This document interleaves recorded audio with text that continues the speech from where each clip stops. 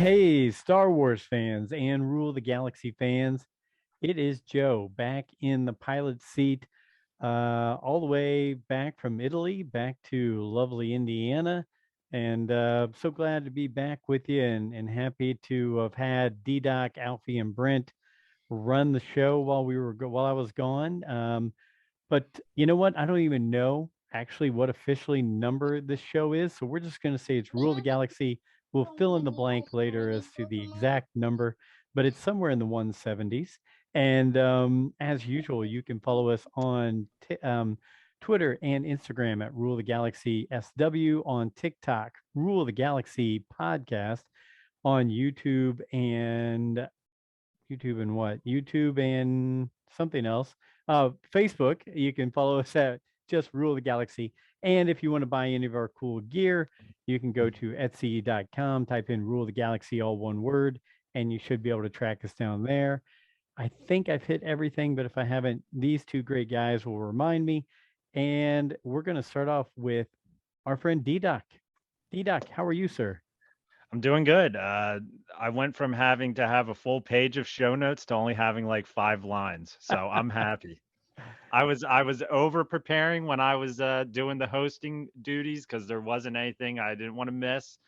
I mean, I had a horrible time having to watch every Andor episode twice before each episode. So yeah, it was fun. It was fun hitting some fun little episodes with Brent and Alfie. But I'm happy to have you back here in the Well, pilot seat. I'm like I said, I would I love you guys, I love the show, all that stuff, but honestly, if I could figure out a way to just go live in Italy and bounce around Rome and Florence and the Amalfi Coast, I would have to tell you all arrivederci and go stay over there because it was fabulous. But it's good to be back and talking to you guys, and you did a great job. I listened to the shows, and I know, like you said, you have to over prepare when you're the one leading the way, just because you don't want to miss anything, and you're not sure what everybody else is gonna have prepared. But I could count on you guys. It always sounded professional and prepared. So thank you for leading the way on that. Good. And hey, Alfie, it was great to see Azalea to start the show. How are you doing, sir? Doing pretty good. Excited to talk about this episode of Andor. I really, though, wish we were talking about House of the Dragon DDoc. We've got to talk about this episode sooner rather than later. I agree. We'll, I we'll agree. We'll have to plan another After Dark episode soon. we will do that. We will. I will put that in the books for you guys, and you guys do that, and I'll learn about House of the Dragon from you because I that's where I learned. I listened to your shows, and I'm like, oh, didn't know this is going on. Don't know that character, but you know what? Sounds like fun. So yeah, I tell you what, it was really, just to go on a tangent here real quick. It was probably the coolest thing I've ever done to be in Italy. And but you know what? Their TV kind of sucks. So when I'm one of those guys when I'm going to bed, I like to have TV on in the background. Unless you found some weird American movie or American TV show that you probably didn't want to watch and had either Italian subtitles or whatever. Um, it was all Italy TV, and they have some weird TV, and it's not that entertaining. But I don't think you're really supposed to be in your hotel room that much anyway, and we weren't, except for when we were going to sleep. So, but yeah, their TV's odd, but everything else about the place was great. I kept walking around Positano feeling like I was in Attack of the Clones, and having Padme and Anakin around me. Everything was all the marble structures and looking down over the sea. And I sent a couple pictures to Joey, and he was just like, "Oh, Attack of the Clones." Even though it wasn't where it was filmed, it sure felt like that. So, but you did a great job.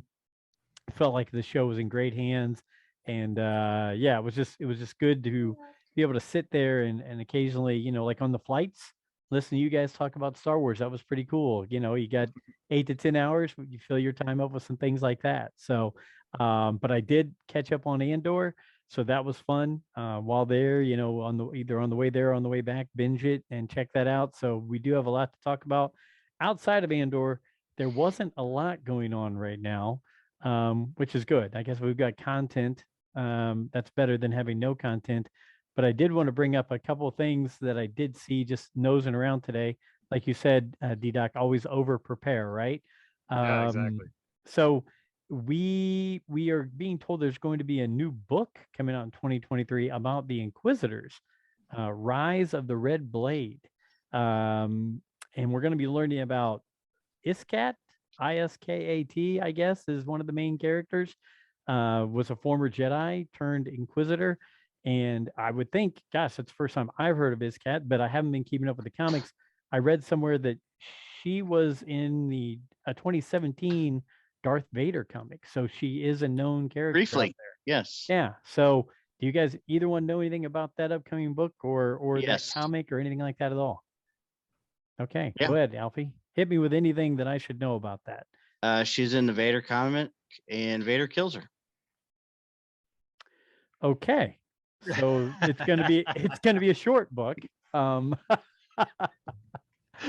Spoiler alert. I think there's some. It's not really a spoiler. I mean, it came in 2017. It's 5 years old. What this novel would be about, I would think, would have to be before the comic, because if I'm not mistaken, her storyline was she was in love with another Inquisitor, and I can't remember if Vader killed both of them or not. Okay. Well, I mean, at least it's something entertaining, and I'm guessing it picks up right after Order 66, and when the wayward Jedi turned to Inquisitors. So we'll wait and see. I mean, I like the Inquisitor characters. I would like to see more about that storyline and see how that all takes place. So I yeah, like the Inquisitor characters, but at some point, I would like to see why we should think the Jedi should be scared of them. Because other than the Grand Inquisitor for a little bit in Rebels, the rest of the time they're like Team Rocket or something. They're just always in the way. True. I think what I like about them is I want to see that transition, right? I want to see them from being Jedi Temple guards or Jedi themselves, and what made them flip that switch. Was it Vader coming to him saying, "Hey, everybody who's left, anybody wants to join me? You know, come on down," or was there another process that they went through, or was the Emperor maybe handpicking some people he thought were a little shaky before and prepping them right for this? So I don't know. I'm hoping some of that gets detailed in the book a little bit. So, yes, Brent, we're talking about books. Sorry. um, so another thing that I saw, Ahmed Best is doing a one-man story, one-man show, what have you. Basically, his side of the story, and we all know the ups and downs that Ahmed Best faced after the Phantom Menace, and kind of the hateful things that were thrown his way, and kind of what that role did to his career when you had somebody like Liam Neeson and others saying, "Hey, I've just met the next superstar on the set of the Phantom Menace," to the fans seeing it. And unless you're a little kid, most fans wanted no part of Jar Jar or Ahmed Best. So I think it'll be good. I know he was on the Jedi Temple show on, I believe, Disney Plus, and he's been coming to some of the celebrations and things like that. But I think this would be a good. I don't know. Is it going to be a show? Is it going to be a book? Is it going to be? Does anybody know exactly what it's going to be? But I'd love to hear I his thought it side of was the a book. story. Okay. DDoc, have you heard anything about it? Yeah, I interpreted it as a book when I saw the post. I mean, he did call it a one-man show, which I was like, is this going to be like almost like a podcast type thing, or like, I'm not sure. But yeah, I'm interested to hear his side of things. And there are a lot of people out there, I think, that have grown to love him over the years, after some of the things that have happened to, Star Wars actors who have been, treated poorly, I'd say. And I don't know. I think it would be really fun to hear his side of it and just get a little time machine back to them filming Phantom Menace. Yeah, I agree, because we bring it up all the time. You may disagree or dislike the character, but I don't think that has anything to do with the actor that portrays that. I mean, how many people signed off on those Jar Jar scenes and said, print it, that's what we want. Right. This is exactly it. I mean, even Lucas thought, man, this is a hit. This is going to blow people away when they see this mocap character that we've created, a CG character that we've created who's full of comedy. So yeah, I mean, it was surprising. And again, fortunately for me, I got to watch that through Joey for the most part. I watched it and enjoyed it because I saw how much he loved it. So Jar Jar never really bothered me. It wasn't one of those things where I was, oh, look at me, I'm Mr. Sophisticated Star Wars fan who grew up with the original trilogy. I can't deal with Jar Jar. I was like, yeah, Joey's laughing and it makes him love Star Wars. I'm all about it, right? I mean, Yep. kind of like what you guys are doing with some of your kids nowadays. Um, so yeah, but you know what? I'm at best. I think we're all interested to see what you have to say and what the process was like. Um, has Thrawn been cast in Ahsoka? I did see an article on that. And I always forget, is it Lars Mikkelsen that plays him or Mads Mikkelsen in Rebels? Because one played Galen Urso and the other one played, and I always forget which one it is. I guess I Yeah, should I'm pay the more same way. attention. One of the Mickelson brothers who played him in Rebels as being, I'm, from the article I read said basically it's kind of a lock that person's going to be the character. Um, so yes, for anybody who's listening, just shoot us a message. You'll earn Alfie points. Remind us which one it is, Lars That or is Mads Mikkelsen. still listed as probable BS Really? on the where I go. Yeah. Okay. Well, that's why I rely on you, Alfie, because I Now just that's read not to stuff that say pops up. it's not true, but I think it's more that who's reporting it as being true. Okay. Not a That they're reliable not. source. Yeah. Okay. Before we hit into one more topic and then go off to Andor, I was going to ask you, I was going to do a little show and tell here for the people on YouTube. The people on the podcast, you can hear what we're talking about, but on YouTube, you'll be able to see these. A couple things that either got in Italy or right before I went to Italy, and then see what kind of new things. I know you guys have been posting some things you've gotten. While I was in Italy, there was not much Star Wars to be found. I sent you guys a couple pictures of a few characters here or there. Believe it or not, Marvel was everywhere. If there was a shop that little kids were going to be in, everything I saw was Marvel. So it was all based on the MCU. I got this little book right here. It's actually a fairly good size book, and it's all Italian. It's the comic book like version of episodes 1 through 6, and it's all in Nice. Italian. So because I told Lori I was actually reading some of it, and it's gorgeous, good artwork, and Quit when you bending that spine like that. My but goodness. I'm reading it. I'm reading it. So, you know, I thought the artwork was really good, but being in a comic book form, I really liked it because since we already know all the words of the movies, right? You could read along on this, and it was basically like doing Italian lessons while reading it because I'm like, oh, I know what Obi-Wan says there. Oh, these words mean that. I could key on certain words. So it was really a really cool combo. And my wife and I have decided that little Frankie, Joey's son, we bought him some books on numbers and letters and things in Italian.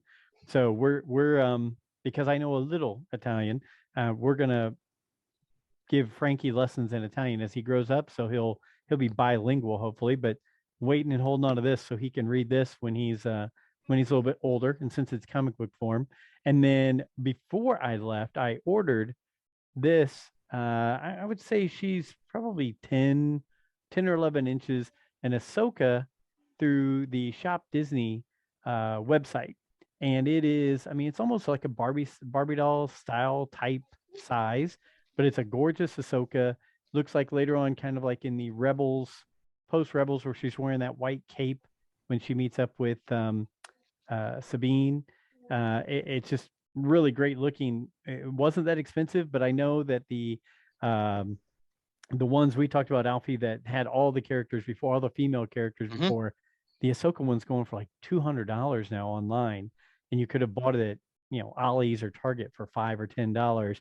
And I wish I would have jumped in on that, but I have every one of those except for the Ahsoka one. and same here. I have all those except for Ahsoka because I'm not ready to spend that kind of money. But when I saw this one come up, I think after shipping, taxes, everything, I think it was $60. It was like 40 something before shipping and taxes, but just absolutely gorgeous. And I'm trying to prepare for grandkids and have male characters, female characters, and I brought that up actually. I was like, oh, I want to have some more female characters for if I have a granddaughter. And people were like, well, isn't Ahsoka one of your favorite characters? I was like, you know what, you're right. So does it really matter if it's for a female or a male? It's a really cool kind of a character there. So Yeah. those were my finds that I have in the last couple weeks. So how about you guys? Alfie, I know you put some stuff at DDoc. I think you posted some different things. Anything you guys have gotten in the last couple weeks that you were happy about or thought were a good find? I got this yesterday. Oh, The nice. Mando with the ice spider in Grogu. And this is really another just gorgeous figure. The little ice detailing on Mando's armor is outstanding. However, and this is what we're constantly talking about here on Toy Time with the Rule of Galaxy crew. I paid full price for this yesterday. It just hit the shelves at Target here in Greenwood. I managed, there was one left after this. That's all they had. It was just stocked yesterday. And today, across the United States, they're on clearance. $20. Are you kidding me? No. What is going on with that? They hit the shelves and they're going right on clearance. I don't understand it. That's what happened with Saw Gerrera. You got it probably what, maybe you got it less than a week before I did, Alfie. You paid 31 and I paid 16. I don't get it. And reading through the comments of people who are getting it on clearance, again, it looks like another example of Hasbro and their problems with shipping, where these, handful of Targets are getting almost the entire stock of this one figure. And they have so many that, you can't sell that many $40 Mandos. Yeah, I've seen things like that show up on full end caps. Like people will take pictures of full end caps of one character at certain Targets or Walmarts or whatever. Our Target has, yesterday when I was there, probably had 24 of the Droids Boba Fett Black Series. Really? What? Yeah. Wow. I need to keep my eye out for that one because that's one I definitely want. Yeah. And I've noticed since our Target remodeled, all of this stuff that's hitting the shelves that's new is going on an end cap. It's not going in the Star Wars section. They started doing that in mine too. Yeah. And it's all mixed stuff. There was Stranger Things, there was Marvel, there was Funko Pops, there was Black Series, Star Wars, all kinds of stuff, all on one end cap. And it looked to be, the past few times I've been there, that it's the newest arrivals. It just doesn't make any sense. And I'm a guy who's spent a lot of time in logistics and shipping and everything like that, to where I just don't get it. I mean, it's like when I wanted the Captain Rex so bad, 6-inch Black Series, Walgreens exclusive, and they shipped them to like 3 Walgreens all on the West Coast. And then Ollie's was full of them, selling them for like $3.99 because they couldn't get, that's the only place you could get them. So just absolutely crazy.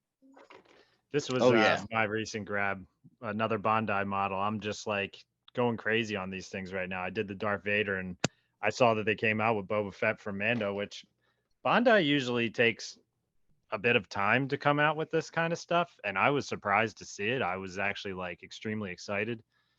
They have that Razor Crest insanely stocked still at mine, which like I'm expecting those things to go for sale for $2 at one point. If you ever want a starter model kit for Star Wars, I've been holding out. Yeah, I mean, they're cheap as it is, but like my Target has literally had at least 20 of them on the shelf for the last like year, I would say. They just sit on the shelf there. I bought it right when it came out. I'm like, these are going to sell out. I got to grab this. But yeah, they only had 2 Boba Fett's, and then they also have 2 Boba Fett Starship models in there, which I really want that one too. So, speaking of which, sorry to cut you off, Joseph. You're good. Yesterday at Target, I saw the Mission Fleet. I know I keep pushing this Mission Fleet on you guys. They had the Mission Fleet Boba Fett Starship, and it looked amazing. I think that one's going to be underneath a certain tree at a certain time of the year. Wow, it's really nice. Calling the shot. Really, Um, for the price, I mean, it was still only $40, and it's what, 3 times the size of that Millennium Falcon that's like $55. hmm, And it's got actual figures that little kids can play with. I mean, these are what we are constantly sure, talking about, toys for kids to play with. right. Which we're now pretty much all openers, so we're joining into that club. Um, the last thing I wanted to hit on before we hit into Andor, you guys sent it across today in the thread. The first Okairo comment on Twitter. We've had him on as a guest 2 or 3 times now. He always brings a good point of view. He does some great videos on YouTube. And I think he is been one of those people who's fair to where he compliments what needs to be complimented, and he criticizes things that need to be criticized. And you know, going into the, as Brent would call it, the Steve Lawson zone. We are big believers on you like what you like in Star Wars, you don't like what you don't like. You don't need to bash the things you don't like. You just need to have conversations about the things that maybe could be improved on or things like that. And we've talked about some of the Disney Plus shows, but his comment was, I think Disney Plus was a mistake, and except for a few great exceptions, most of what it's produced has been mediocre and survives off brand loyalty and influencer culture. And I there was some heat going around on that. There was some bashing going on back and forth, and we've talked about it, and this is going to lead us into Andor. Um, I think everyone across the board would agree that the Mandalorian series uh, has been off the charts good. I mean, yeah, there's an episode here or there where you're like, oh, that was okay. But for the most part, the Mandalorian series has been the state of the art, top of the line. When you think of Star Wars Disney Plus, you think of the Mandalorian. And then you look at the show we were all really excited for with like a Kenobi and the Boba Fett show. And you look at both of those and you're thinking, there were some key moments of that where I was like, yeah, that's really cool. But there were also times where you're going, I feel like I'm watching a, Incredible Hulk from the early 1980s on CBS, or an A-Team, from the mid 80s on whatever network it was on. It didn't give you that feel of that. This is Disney. This is Lucasfilm. This is bigger and better than what most other things should be. Did we like it? Yes. Did we watch it? Did we enjoy it? Yes. But it didn't have that feel that, wow, this is, these big, huge companies have all this money. They should be blowing us away all the time. And leading into Andor, I will say, after Mandalorian, man, this Andor series, I've heard a lot of people say it's different.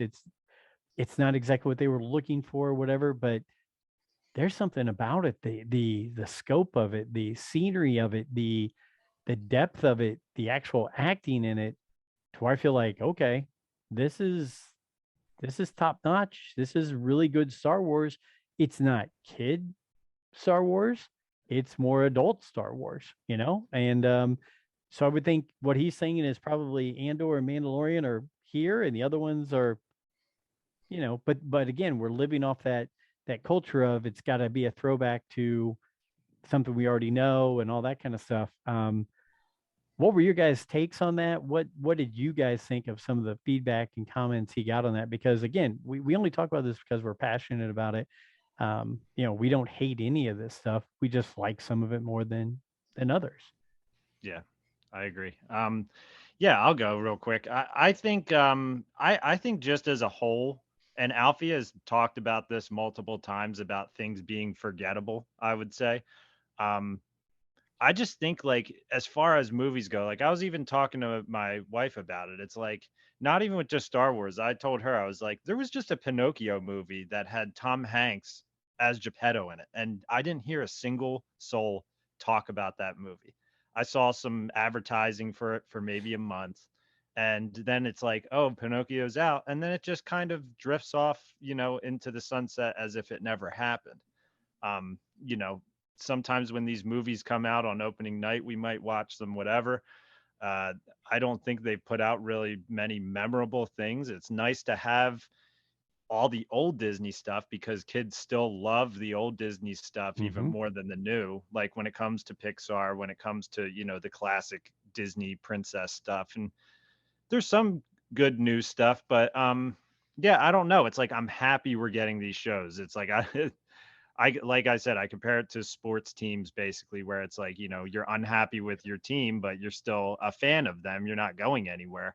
I do think that it could live up to more of its hype because of how much money Disney makes, basically. I mean, I think they want to be able to, I noticed this when I was recently at Disney World. Their buses that transport you to the park they're all wrapped in, the next show that's coming out on Disney Plus, whether it's Hawkeye or whether it's, I Am Groot, which turned out to be like a couple 5-minute, clips, really. They hype these things up to be shows. It's like the Cars show. I thought it was going to be a show, but it's like 10-minute shorts. And your kid is done with it, like, and that's it. There's really no going back to it. I don't know. I think as a whole, it could absolutely be better. I don't think it's like this thing is a failure, wrap it up and cancel it. Not at all. I mean, like you said, I think Mandalorian is one of the coolest things ever in Star Wars. I love the Mandalorian. I'm loving Andor. And maybe Disney will improve on this stuff since they're raising their prices and making more money in the parks. So, we'll see. I do think Okara was coming from a good place when he said that. I don't think he's really totally wrong on it. How about you, Alf? I agree with what he's saying. And I really dislike this, idea that criticism of something is instantly negative and must be confronted, and it can't ever just be, hey, I think this is a good product, but I would like to see it be a great product. Let's talk about it. Okay, you like this. I don't like some parts of this. Let's talk. Rather than just start slinging mud and, muting or blocking people, things like that. And I agree with what he's saying because I'm a Marvel guy, man. I've been reading comic books for a long, long time, and I stopped watching the Marvel shows. They just don't appeal to me. They're having the smaller budget and the, I guess, smaller characters. It just feels like, those issues of comic books that are in between the really good arcs. And you just kind of pass over them. And I got kind of tired of getting, invested in a series where I'm just like, why am I watching this? It's not interesting anymore.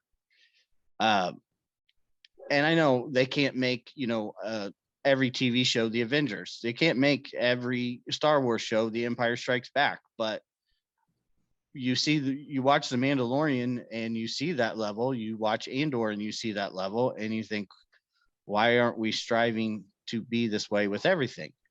I understand that that's not possible, and people are going to have different styles of directing or what have you, different challenges, but some things are just so, man, it's just so obviously different in quality that it's hard not to say, hey, what happened here? Especially when you've invested so much money and time into something. Why does something that was 5 times more expensive or long in development, why did it not look as something that was, done in a few years? Yeah. No, I'll keep going back to that scene where Tala dies and Obi-Wan and Reva are on either side of that wall and the stormtroopers are outside of that. And I watch that scene. That's the one scene in Kenobi where I look at it and I go, man, really? I mean, I feel like you just kind of said, hey, we need a scene here. Let's throw this together. Let's just throw it on this studio we're in real quick. But then I look at something like Andor, and they might be pulling the wool over my eyes, but man, I feel like everything was filmed in real locations, filmed outside, filmed in the elements, made it feel real. And I, again, I'll go back to my statement. Is Mandalorian made for kids, but adults can like it? And Andor made more for adults, maybe? And, maybe some kids like it, but it really is more of an adult show, I feel like. Maybe. And maybe that's good for Star Wars. Maybe it's good to have those different levels and entry points and things for people from different points of view coming into it. But I don't know. I've loved it all. I would pay money again to see Ewan McGregor and Hayden Christensen in something. I'm not saying that I wouldn't go do it because this first one was not the home run that I thought it would be. I loved that they were out there together. I loved seeing more story on Boba Fett. Was it anywhere near where I thought it would be? No. But you know what? I took it in, said, this is it. We're in for a wild ride here. Let's see what happens, right? I mean, there were some great scenes with the Tusken Raiders and different things like that. So I don't know. Alfie, I think you hit on it.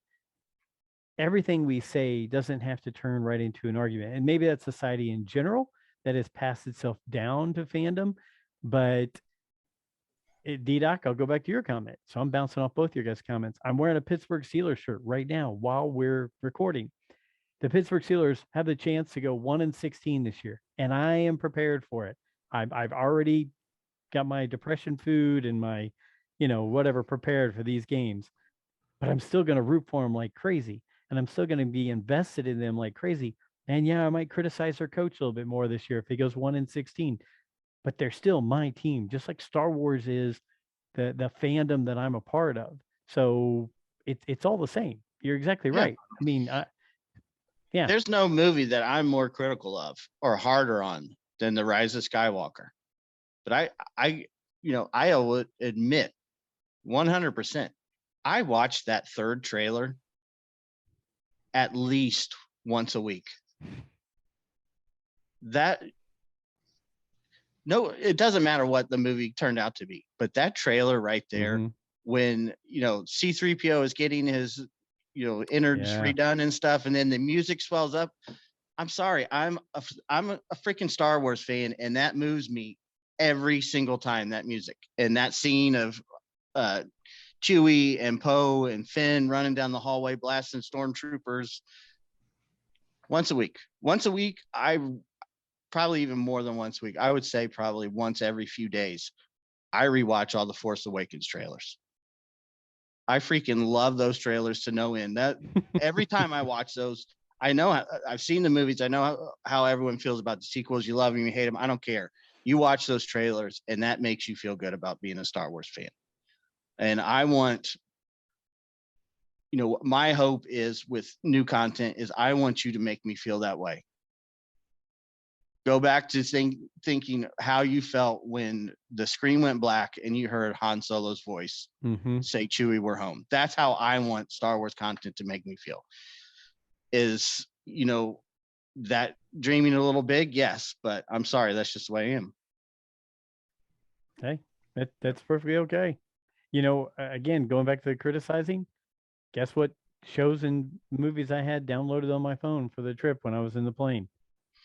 I had a handful of the Star Wars movies, all the Andor episodes. That was my go-to when I was flying.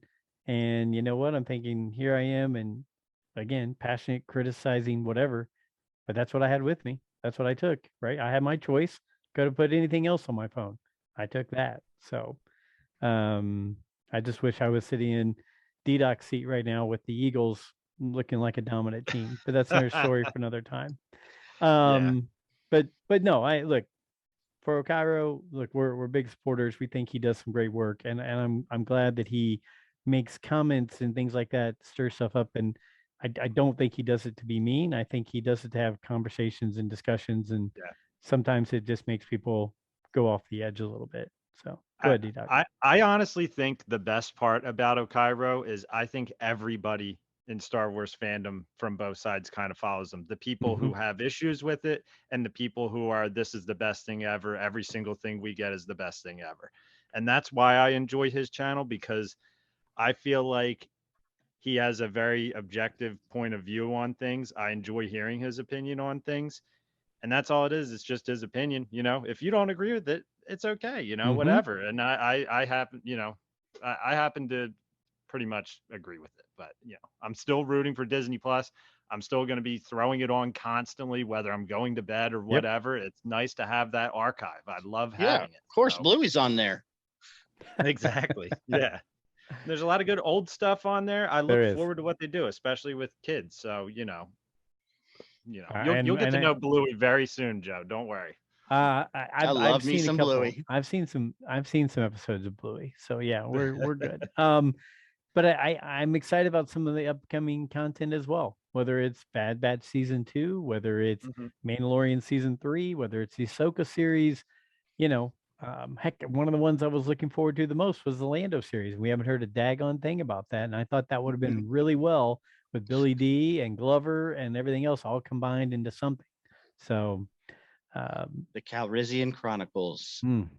that would have been good. That'd be I'd have bought awesome. me a cape. I'd have bought me a cape.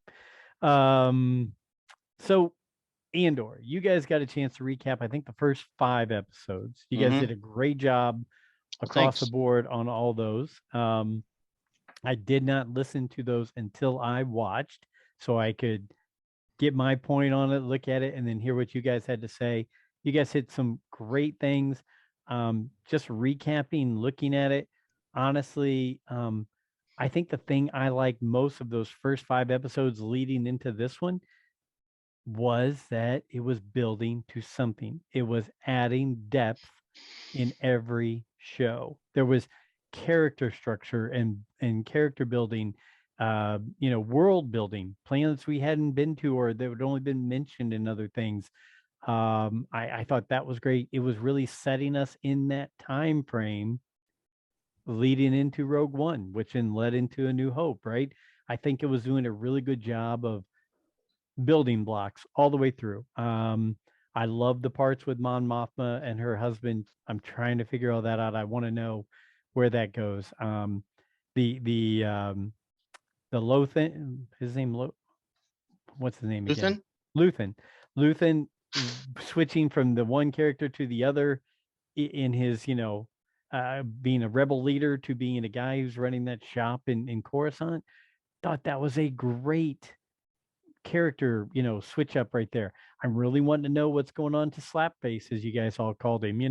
I want to see what happens. There's got to be another part of his story, and I think one of you guys brought up, wouldn't it be great if Luthen was his Uncle Harlow, right? I mean, I don't even know. But if it was, how great is it if all of a sudden he's turning, looking, and Cassian Andor is the guy next to him, and they're on a mission together, right? And then he's got to figure out, where's my head really? I mean, I don't know if that's where it's going to go, but sounded like a great idea when you guys said it.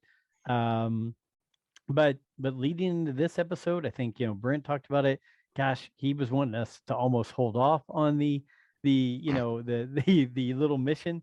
I think we were all prepared for it. We thought it was going to happen last week, but this one right here, Joey sent me a text yesterday morning, and it said basically, okay, this one got me, because he and I had a discussion once we get back from Italy, and it was, hey Joey, I really like where this is going. It's not exactly the Star Wars that I thought it would be, or the Star Wars I grew up with, but I like all this that's going on. He's like, I don't know, it's a little slow.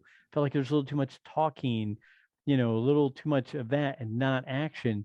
And boys, I tell you, we got all that built up into this one right here. Really, oh, one thing, you guys mentioned Clem. Did did you guys catch up that Clem was Marva's? Okay, I couldn't remember if you guys brought that up, but as soon as he said Clem, I'm sitting there because I'm watching it with subtitles on. I'm like, Clem, oh, Clem, get it. So that was really cool, and I loved where he kept the at the very beginning of the show, where he kept the Imperial item. He punched that red and black checkerboard thing, and that was Marva's old ship. I didn't know that was, because I was watching on my phone. I'm looking, going, okay, is that? But yeah, to see that, I thought that was really cool. Just little touch points like that. But this one leading into this show right here, I was ready for it. What were you guys thoughts about this episode right here and everything that it played out in front of us. Either one of you can lead the way. You can hit it if you want, Alfie. I'm going to be honest. This one just it had its moments, but it didn't do it for me. Really? Yeah, I don't know. It was enjoyable, but I don't know. I will say I only got to watch it one time, and I always watch twice. So maybe that's it. I don't know. Yesterday was a busy day, and I really couldn't get into just watching this episode. So it was maybe I didn't have my full attention to it, but I kind of expected a little more. But then again, I also kind of like that we got more with less. Does that make sense? Yes. Because I'm sitting here watching this, and this is the big rebel heist we've been building up to for 5 episodes here. And you guys notice there's no stormtroopers? Yeah, 100% notice that. It was very odd. Boy, our little rebel commando unit didn't last long against the reserves. So that was one thing I liked, was we're building up to, this is the JV Imperial team, and we didn't do so well against them. Yeah, we got out of it with a majority of the money, but we lost almost the entire crew. So kind of anxious to see that moment of when we face the real Empire, because we've gone from a security force that's contracted by the Empire to a untested, way off in the boonies kind of facility that's full of Imperial. What do you call? Is it just troopers? I guess they're not stormtroopers. Yeah, they're not stormtroopers. While I was watching that, I was sitting there thinking, are there going to be stormtroopers around one of these corners? But I think this also goes back to, like you said, less is sometimes more, right? Like, or right. You get something out of, or you get more out of something with less. Just like we're looking at a JV rebel group, we're looking at the JV Imperial group, right? Like they're not on Coruscant. They're not in the central core planets. They're out in the boondocks. I mean, they talk about it. They even tell the commander, this is not what we look forward to when we told we're getting this. The one thing out here is the eye, right? I mean, other than that, this stinks out here. So I think we're sitting there thinking that everything is stormtroopers, everything is the same way, when maybe it starts in the core like we know it does, and works its way out, and out on the remnant you get what you get. So but I think it's going to build and build and build. I really liked the element of these Imperials having no idea that this could even be possible, that someone would even do this.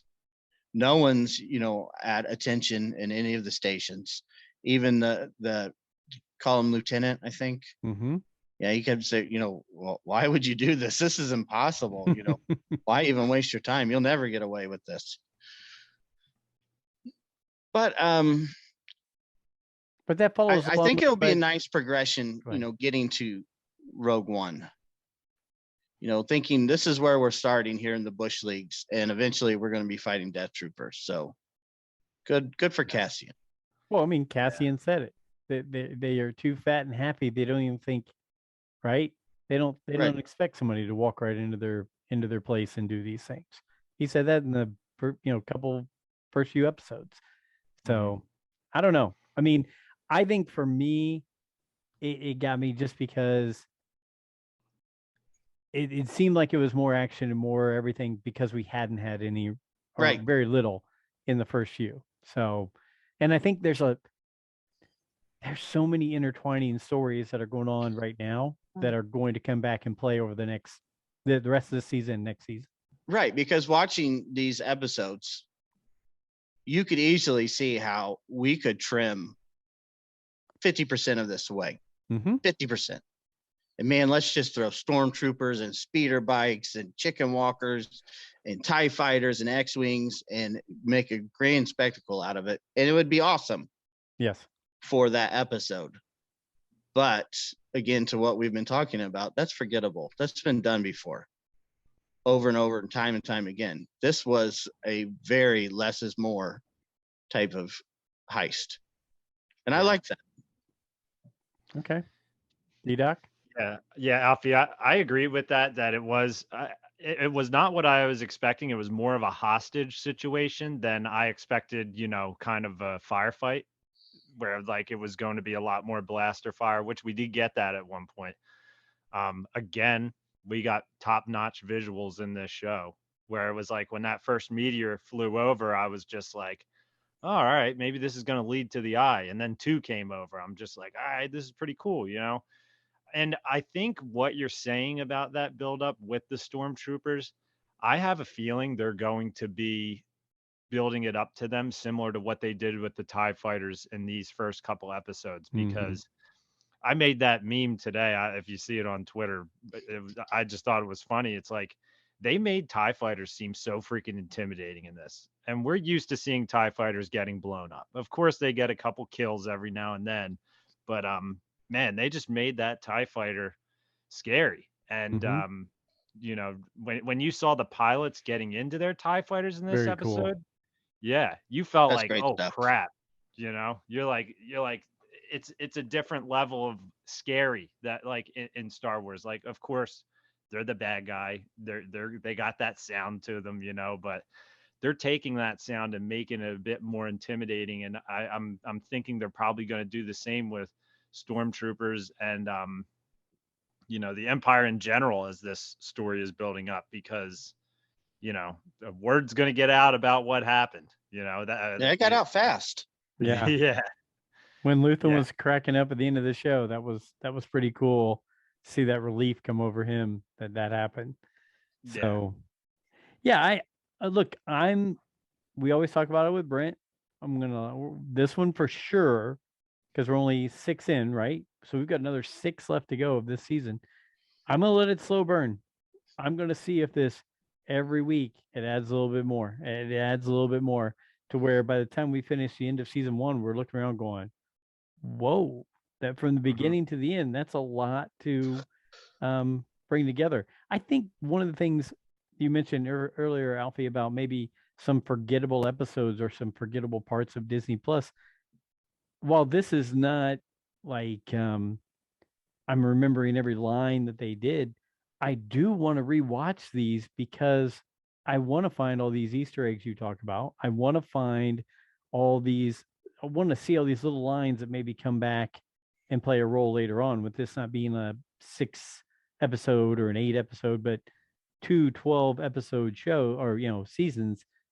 There's going to be a lot that's going to tie all the way back. I feel like all the way from showing, Marva and Clem meeting up with Casa, all that stuff. I think there's going to be a lot of things that are going to come back and play a part later on, and to see this growth and change from the beginning to the end.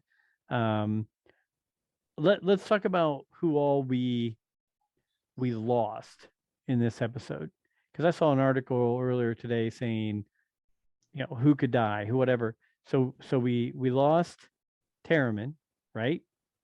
We lost Terriman at the actual heist. Didn't he get shot down by one of the troopers? We lost Nimic,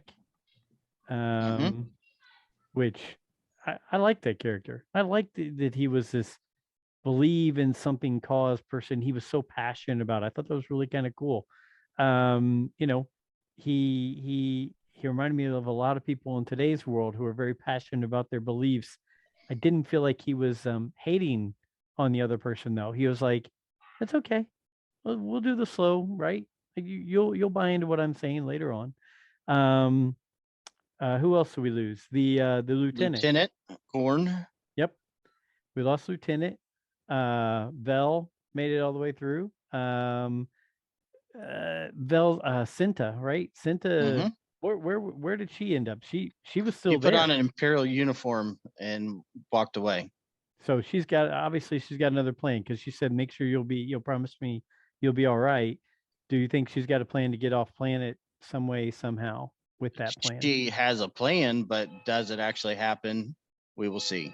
Okay. Because if you go back and watch the trailer, she's on the mountainside there when the Star Destroyer shows up.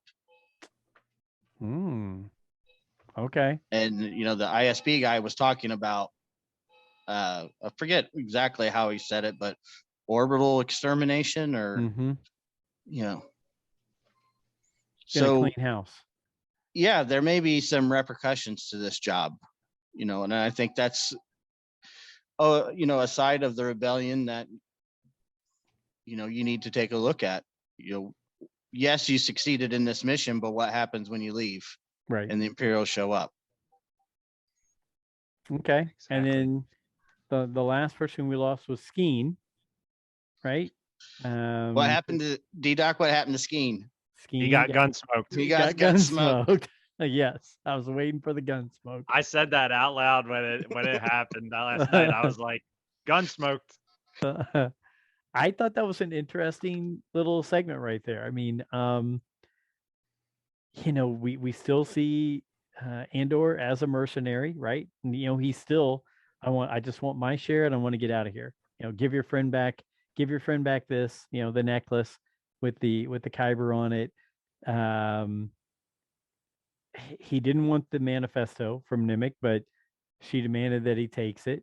I'm interested to see if he's just going to hop off planet and where he's going to go next and how that's going to get roped in or what's going to happen. But yeah, Skeen, I was not prepared. I did not think he would do that. I don't have a brother. So in other words, he was lying just as much as some of the rest of them were lying in that group right there. Yep. But I didn't. Yeah. Sorry. Right. First, I didn't know whether that was. I was like, "Is he testing him again?" And then it was bang. Mhm. It was Andor's like, "I'm done with this." I can't help but to think maybe Skeen knew that Andor could compromise what he was going to do, and that's why he was trying to turn the rest of the camp on him those couple episodes before, because he's just like, this guy is throwing a wrench into my plans, because he really essentially did. I don't know if Skeen was going to drive the ship or what when they were leaving. Which, Alfie, were the tracks painted? I didn't notice if they were painted or not. That's one thing I did not know. I didn't notice either. They look bright Yeah. and shiny to me. Yeah, but and Alfie, you were dead on. I was re-listening to our previous podcast, and you were talking about I'm not sure if it was in the novels or what, about the ships that would take off of the tracks. Mm-hmm. I forget what you called it. The launch tubes. Mhm. Yep. Yeah, that was awesome. I thought that was cool. The launch tubes, similar to the aircraft carriers, as you said. You called that one good. You've been calling this pretty damn well, actually. I have my moments. He's got all the inside scoop. It's almost like Battlestar Galactica with the launch tubes, right? A little different, but similar different. idea. Yeah. I think it was a truce at Bakura. They were actually even TIE fighter shaped. Where, Wow. yeah, they're and pointed up at an angle so that they shot into the atmosphere. Mon Mothma at the end. She's already ticked off at her husband. She's already ticked off at the people he invited were the people who were taking food away from, was it the Gormans or something? The like Gormans. that? The Gormans. Very important. And here she was trying to rant and rave about it in the Senate. Nobody's listening. Nobody's paying attention. They're having other conversations. They're pretty much avoiding this. I think were they getting the rebel news as well of what happened? Yeah. So you get the rebel news, and plus just laissez-faire. They didn't really care about what she had to say as well. She could see something was going on. But she's really a mute voice in that Senate. There's only a few people who speak out like her. At first I was like, gosh, I kind of feel bad for her, but then I was like, oh, wait a minute. I think they're all going and telling each other about the rebel incursion that happened. So I kind of hope her husband gets gun smoked between you guys and me. I hope he doesn't make it much longer. He's a petty little man. I don't, I mean, if my wife was that powerful and involved with something like that. But does he knows that she's involved with anything? And is she really, to him, is she that powerful? I don't know. He seems to be living a pretty good life off of the stuff that she's got set up for him there. He looks like he's How do you know that's her and not him? We don't. I thought she married into a royal family. Well, we'll find. Well, I'm sure we'll find that out. I still don't like the guy. Oh no, Yeah. I don't like the guy either. He's happy with his position, Mm-hmm. and but that's from our what do you say, like 5,000-foot view. We know what the empire is. To him, it's just another form of government. Yeah. Is it really any different than the Republic to him? Or, No. does Tatooine see the Empire any different than the Republic? No, a lot of places don't. I Yeah. mean, across the books, comics, everything else, one person, like on Ryloth, Republic's here, the Empire's here. It's the same thing. Somebody's still here, Right. right? Yeah. You go back to that conversation between Mando and Miggs Mayfield, in the crawler. But we don't like the guy. I get that. I don't like him either.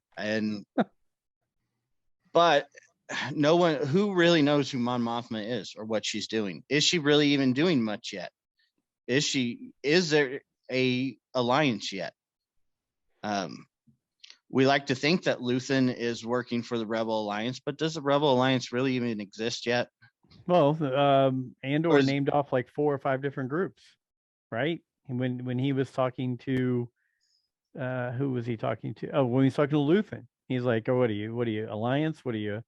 This? What are you that?" I mean, he had. It's a big galaxy. I'm sure there's lots of alliances. Well, I'm just saying it wasn't like the Alliance was the only thing he said. He had like 3 or 4 groups names. Right. He's like, well, it doesn't matter which one you are. You're part of some group, right? So I don't know. I just right now I find it really just intriguing, and I obviously we know what happens in Andor, but I really kind of want to see how it all lays out, works out for everybody else. Is Luthen going to be around all of this season? Is he going to be around in season 2? Are we going to start wrapping in other people like a Bail Organa with Mon Mothma to start laying those seeds, planting those seeds of the rebellion? If it's 5 years, the admiral with the Phoenix Squadron? I'd always like to see him show up. He's the one. Isn't he the one who blew up his ship in Rebels? Yeah. Sato. Yeah, something like that. Something because this is all along the same timeline as Rebels. Yeah. So I mean, there's a lot of good stuff in here. Were there things there? I know you talked about it not being as big or whatever as a heist or a shootout or whatever. Were there other things you liked or didn't like about this episode? Either one of you. I thought the surgeon was pretty cool, who was working on God, I forget his name. Nimic. Yeah, which it's a shame he died. He was a pretty cool guy.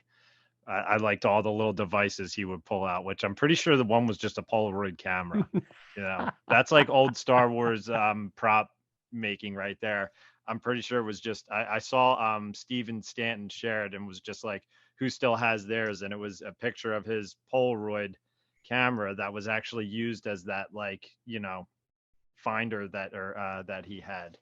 Really? And the one that he unfolded the navigational tool. Yeah. And he had some other cool little devices, but it's funny because it's like this show is slowly starting to, sometimes you forget you're watching Star Wars and then you have this slap in the face that you are, know, and I think it's slowly, I mean, here we are, we're 6 episodes in. Kenobi was already over now. Kenobi was already rolling credits and done, and here we are questioning so many characters. It is the slow burn. Instead of like, the chase scene in the woods, we're getting, some more dialogue, which makes you like and dislike characters when you see these people plotting. And, it's like, I don't like Mon Mothma's husband either. I think he's a jerk. But yeah, that was one thing I liked, was seeing that surgeon working on him. And it's like, oh yeah, all right. Yeah, we're in Star Wars. I know I just saw that heist and everything, but look at this guy with 4 arms, doing everything he can, and it's done, I don't know. There were some other things I'm trying to think of that I'm sure I will once Alfie starts talking. But did you guys see the name of the doctor? Dr. Did not. Quad Paws. Quad paws. Yeah. I like I'm it. pretty sure that's what it was. Anyway, 4 arms. Anyway, go ahead, Alf. Wasn't he in the trailer? When I Yeah. saw that scene, okay, I couldn't place where I'd seen him before, but yeah, he was in the trailer. Okay. Yeah, I really like that scene too. That, and again, here's another little pocket of resistance of the lions or whatever starting to form. I really love the visuals of that meteor shower. I would like to see more natural elements of space come into. You had the Maw in Solo, the Purgles in Rebels. I'd like to see more stuff like this. Actual science fiction, spacey type black hole things come into these stories. But overall, I really liked this episode. I love that they had scuba gear. Oh, yeah. The little Navy SEAL, motorized flotation device or whatever. That was pretty cool. They had wetsuits. Have we really seen wetsuits in Star Wars since like the Marvel days? Since Clone Wars with that battle underneath Mon Calamari. Remember that with the Oh yeah, and the Anakin and Quarren? Ahsoka had the bubbles. Yes. The big, yeah.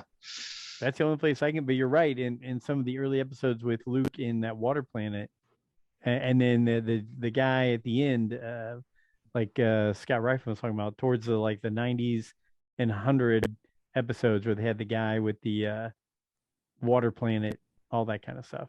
So his Jedi apprentice. Yes. That wore the fishbowl. Yep. Go ahead, DDoc. Another thing too is it's like if you look up this dam that they filmed at, I mean, the only thing they essentially added on was that like tripod looking thing in the front of it. The little when temple? They were out, the temple, but there was also like kind of almost a watchtower that was CGI'd out front of it. Around the base of it.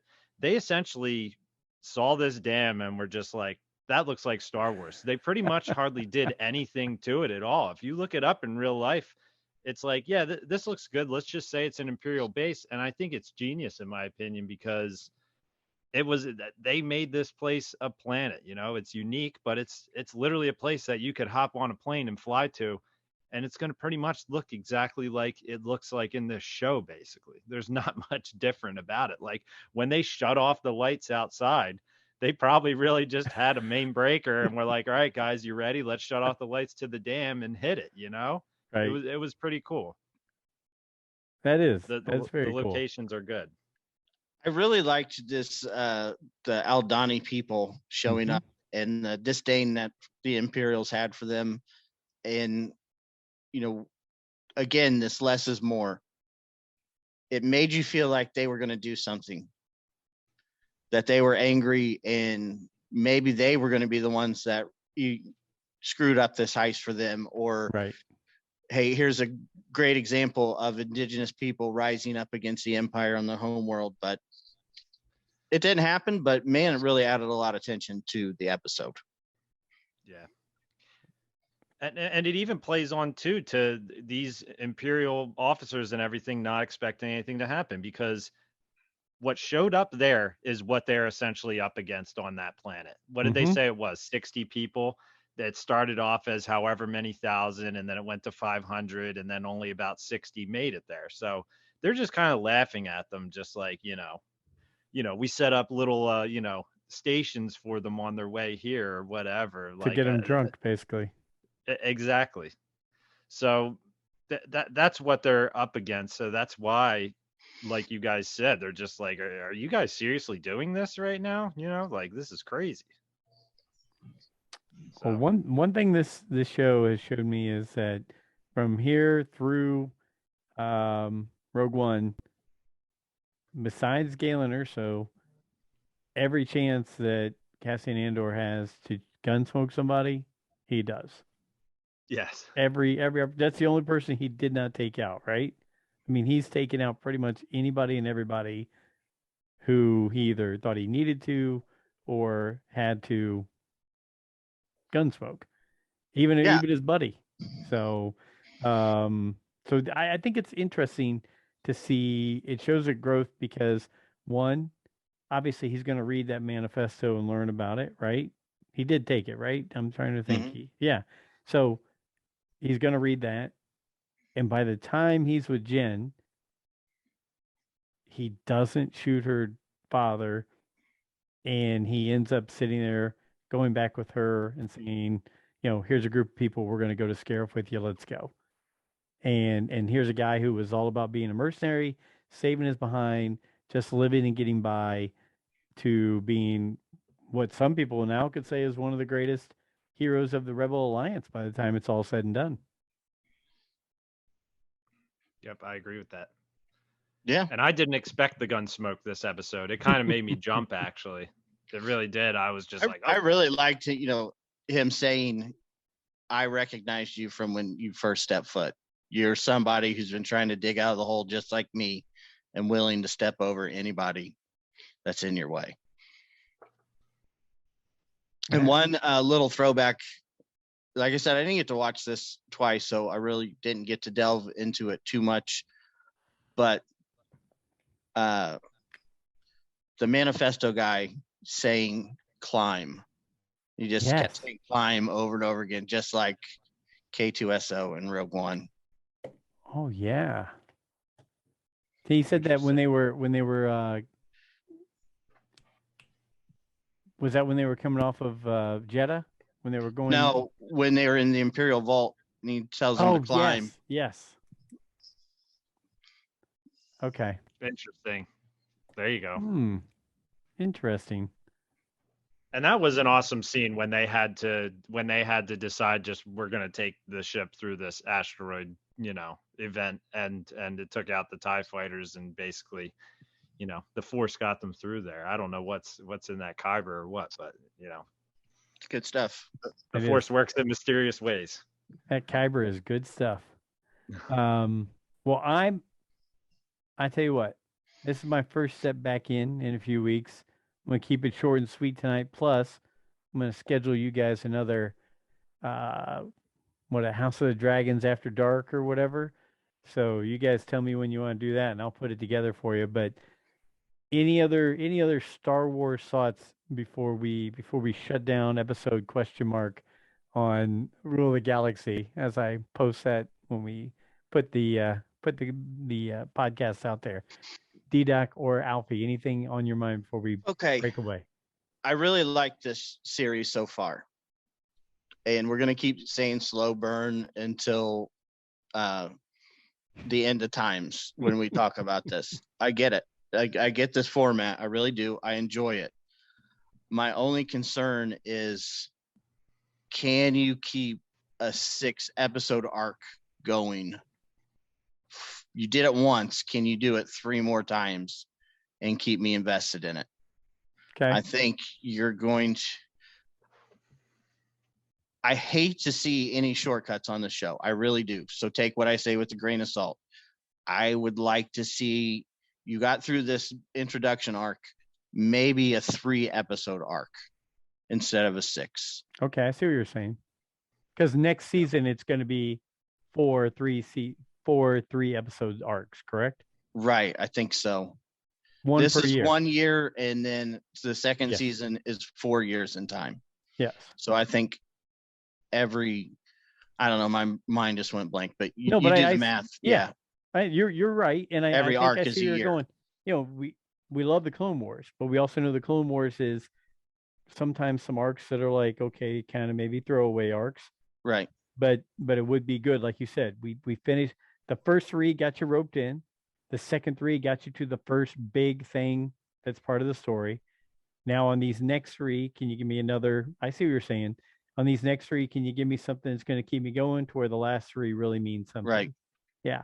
No, I like that. I just think it'll be hard to keep the show's momentum if you're going to say, all right, that's the first 6 episodes. That's your arc. Now we're going to start another 6-episode arc that's going to end with something similar to the heist for the finale of the season. Okay. Which I almost feel like you could call those first 6 episodes the pilot of the show Right. almost. You know, Mhm. if you combine those together, it's like, all right, this is what we got. Um, what I hope to see, because now it's like you said, that arc is completed. You know, Andor's on his little ship. He got paid. He's out. You know, this is not the last time we're going to see the girl with the blonde hair. In my opinion, I forget her name. I'm so Val. bad with names. Yep. And I also kind of hope we get some episodes coming up where, you know, we might have these characters that have been built as almost the main characters of the episodes, where we might have an episode where Deidre is, you know, focusing on trying to find out what the hell is going on. Because I mean, I guess Andor is going to go home right now. You know, like where else is he going to go? But he's going to show up at home and be like, "Holy crap!" You know, the Imperials set up a little hotel here. Um, and I'm excited to see some of these other characters that have been built in this show start to get involved directly with Andor, because, you know, we know our guy was sitting there looking at the puck with Andor's face on it. They are Mhm. going to run into each other again. Have to. Yeah. And I'm excited to see how they start to build that, because they've just kind of been putting puzzle pieces together as this whole separate event was happening. So I'm excited to see that come to fruition, basically. Yeah. Will the ISB agent, is that Deidre? Is that her name? Mhm. Will she Yeah. get a rise now that basically what she said has come true? Mm. She got dismissed by everyone saying that's not a thing. It's not possible. DDoc, I think you get DDoc and Alfie. I think we might see, if I'm looking at this through the lenses you guys just put together, I think we might see a 3 episode arc where Slapface comes back in, and where's he going to go, and maybe a 3 episode arc of, okay, where what's Deidre doing, or intertwining both of them on that side of the realm, right? Because it doesn't have to focus on Cassian every episode. You can see little snippets of where he is and what he's doing, but at the same time, there's a lot of world building going on around it. Is Marva going to get taken out?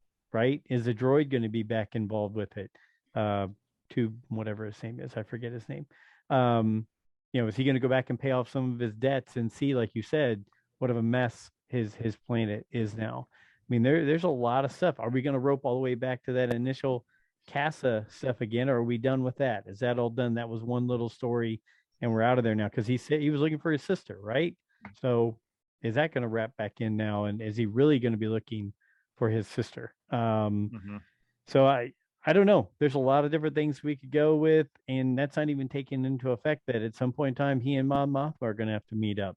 And I mean, so there's a lot over the next 18 episodes that really need to get put together. And I think instead of it being a slow burn, I think we are going to every episode ramp, ramp, ramp until it gets to that intensity of boom, right into Rogue One, where we see him go Gunsmoke his pal right at the beginning of the movie. I don't know. I like it. I would hope so. I shout out to Diego Luga too, because I think he's doing a good job of being the main character when he is on screen. And I think he's doing a good job of playing pre Rogue One Cassian Andor. It's been fun Great to job. watch. Yeah, Agreed. As Joe said, like in Star Wars history, Cassian Andor will be looked at as one of the biggest leaders of the rebels, and that's pretty cool. I mean, I like Diego Luna. I think he's fun to listen to when he does his interviews and talks about Star Wars, and I'm excited for him playing this character, and I have a lot of hope for the next 6. I'm excited for it. Okay, I have said it many times. I bring it up all the time. I think it's an absolute travesty that there is not a child's playable version of Rey's lightsaber. But if there is not a Nerf version of his gun, we riot, because that is badass. Yep. My little guy is always changing our profiles on Disney Plus. Like, I'll log on and I'll see my profile picture is Mando. Next day it'll be Luke Skywalker. Like, he loves to change everybody's photo, and his like not long after we saw Rogue One, he changed his to Cassian Andor. And I thought that was the funniest thing. And he's been Andor for a little while now. He was changing Well, actually, I think he's Cyclops from X-Men now. He doesn't even know who he is. He probably thought it looked cool, but I was enjoying the fact that he was Andor for a week or two. I was like, all right. So that's me and his little Star Wars memory. I think that's why I enjoy Andor a decent amount too, is because it was the first Star Wars movie we saw in theaters together. There you Full go. circle back to And the Jar Jar Binks, you'll always remember that, my friend. You'll always remember that. Well, guys, I can't thank you guys enough for covering and doing everything while I was out. Get used to it though, because you guys were good at it, and I'm going to keep throwing it back at you. And when I need to take some time away and take care of some stuff, you guys are pros, and you guys rule the galaxy the right way. And I don't care what all the bad emails say about you guys. You guys run. But thank you again to both you guys. Go ahead, Alfie. Before we log off, Yeah. DDoc, did you you want to claim those Alfie points? Did you ever figure out the Ark of the Covenant? Oh, I didn't see it. All right. I thought it was See? in one of the Clone Wars episodes. Was it in a movie? It's in a movie. Okay. I'll try to figure that out. We were joking that you're going to get emails while you're in Italy about Alfie points, just being like, what the hell is this? What are these guys doing? No, not one email about Alfie points. I was really disappointed after I listened to your show. Yeah. I was like, come on, we have fans. We have people who listen to us. Why are you not emailing us for Alfie points? You never know what you're going to get with Alfie points. Exactly. So I want somebody to let me know where, because we discussed on the last episode, all the Indiana Jones MacGuffins are in Star Wars. We gave you 3 out of the 4. The 4th one was the Ark of the Covenant. What movie and where, what scene, what location? Where's it at? I'm going to post that out and see. what we Clearly get. visible. Okay. Yeah, and You I'm got open it. to giveaways because I have some shirts here, guys. I'll mail you out a shirt if you send us in your size and you get this answer. I got some shirts. I want to do some giveaways. So You got it. We'll make it happen. Guys, you rock. To the fans of Rule the Galaxy, to the listeners of Rule the Galaxy, thank you so much for being a part of what we do. Always track us down, Rule the Galaxy everywhere. Maybe add a podcast or an SW, but it's Rule the Galaxy.